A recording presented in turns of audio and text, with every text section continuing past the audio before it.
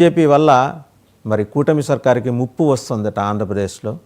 మరి పక్కనున్న కాంగ్రెస్ నాయకత్వం దీన్ని చాలా సునిశ్చితంగా గమనిస్తుంది. ఏమన్నా అడ్వాంటేజ్ తీసుకుంటుందంటారా కాంగ్రెస్ ఈ క్రమంలో? వెంకట గురుమూర్తి గారు, వెంకట గురుమూర్తి గారు అన్మ్యూట్ చేసుకోండి. మీరు అన్మ్యూట్ చేసుకోండి, మ్యూట్లో ఉన్నారు. వెంకట గురుమూర్తి గారు వినిపిస్తుందా? అన్మ్యూట్ చేసుకోండి. మీరు ఐ థింక్ ఇయర్ ప్యాడ్స్ పెట్టుకుంటున్నారు, తీసేస్తే వాయిస్ వస్తుందండి. అది తీసేసి అన్మ్యూట్ చేసుకొని మాట్లాడండి. వినపడుతుందండి?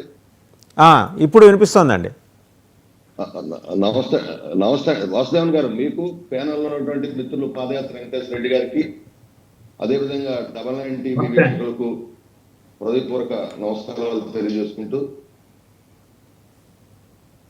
మా ఇక్కడ ఎన్డీఏ ప్రభుత్వం ఏదైతే ఉందో నారా చంద్రబాబు నాయుడు గారి నాయకత్వంలో మా పవన్ కళ్యాణ్ గారు కావచ్చు, అదేవిధంగా బీజేపీ నాయకులు కావచ్చు, అందరం కూడా ఒక మాట ఒక బాటగా అభివృద్ధి ఎజెండాగా మేము ముందుకెళ్తా ఉన్నాం.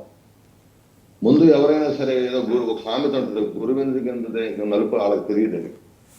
వాళ్ళ రాష్ట్రంలో వాళ్ళు చూసుకోమానండి, మహారాష్ట్ర సంగతి అడిగేందుకు. అక్కడ వాళ్ళ ముఖ్యమంత్రి వాళ్ళ బట్టి ఎట్టుందో చూసుకోమనండి.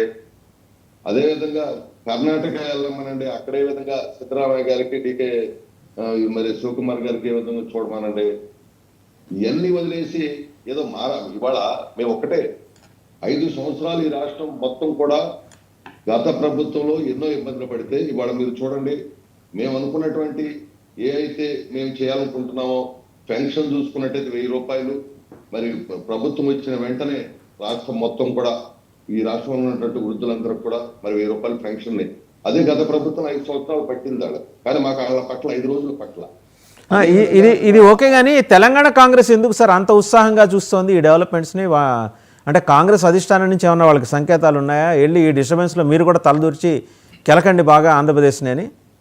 ఇప్పుడు వెళ్ళొచ్చు, ఎందుకంటే అన్ని రాష్ట్రాల్లో గొడవలు జరుగుతూ ఉంటే మనం లబ్ధి పొందాలనో లేకపోతే అలా స్ట్రాటజీ ఏదైనా ఉంటుండొచ్చు. కానీ ఇక్కడ ఒకటి అనుభవం కలిగినటువంటి వ్యక్తి నారా చంద్రబాబు నాయుడు గారు ఉన్నారు. ఏదో చిన్న అప్పుడప్పుడు ఇంత పెద్ద వ్యవస్థలో ఇబ్బంది వచ్చినప్పుడు మేము మా ఎన్డీఏ నాయకులు అందరూ కూర్చొని మాట్లాడుకుని సర్దుకుంటాం. అవి చిన్నవి ఎవరికైనా సహజంగా వస్తా ఉంటాయి.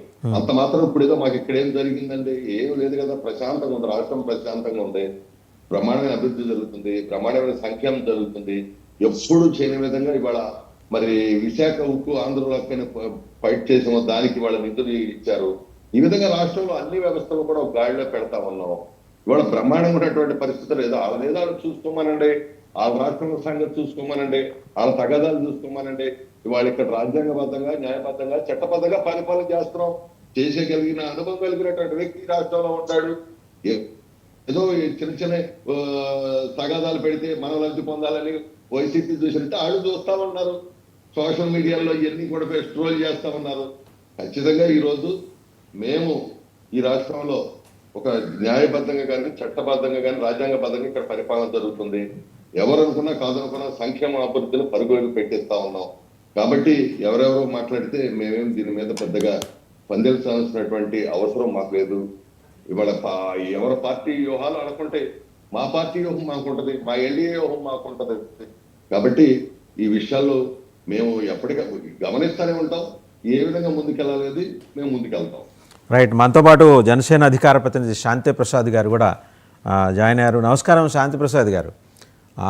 మీరు మాట్లాడే ముందు తెలంగాణ కాంగ్రెస్ నేత అద్దంకి దయాకర్ మన రాష్ట్రంలో ఆంధ్రప్రదేశ్లో జరుగుతున్న పరిస్థితుల మీద విపరీతంగా ఆవేదన వ్యక్తం చేస్తూ బీజేపీ పవన్ భుజం మించి తుపాకీ పేలుస్తోంది, చంద్రబాబు ప్రభుత్వాన్ని అస్థిరం పాలు చేసే కుట్ర పన్నుతోంది, బీజేపీ నైజం ఇదే అని చెప్పి మాట్లాడారు. ఒకసారి అది చూద్దాం. పరిరక్షణ, భారతదేశ రాజ్యాంగ పరిరక్షణ కాంగ్రెస్ పార్టీ ప్రాథమిక బాధ్యతగా ఈ రోజుల్లో ఉంది. బీజేపీ సామ్రాజ్యవాద దృక్పథం, బీజేపీ రాజకీయ స్వార్థం ఈరోజు బీజేపీని పతనం వైపు నెడుతున్న పరిస్థితి. రాజ్యాంగ